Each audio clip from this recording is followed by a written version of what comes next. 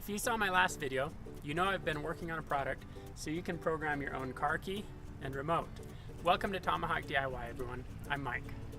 Getting a new car key and new remote for your vehicle is way too expensive. If you saw my last video, you know I called a bunch of places around the country and found prices from about $150 through some locksmiths up to almost $500 at a Toyota dealership. It's outrageous.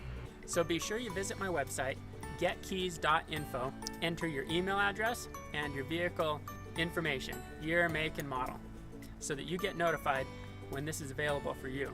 Today, I'm super excited to announce that I've got a prototype device. It allows you to program your own car key and your own remote clicker. Sounds easy, right? Well, the challenge is figuring out how to get a device that communicates to your car computer and tells it it's time to learn a new key or a new remote. That's exactly what this little device is going to do. I don't have time to show you today how this device works, but I'm really excited to show you how it works in an upcoming video. So watch for that soon.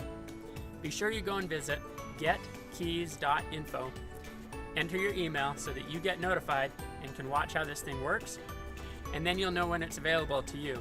I'm just super excited about this product and looking forward to helping you save money programming keys and remotes yourself.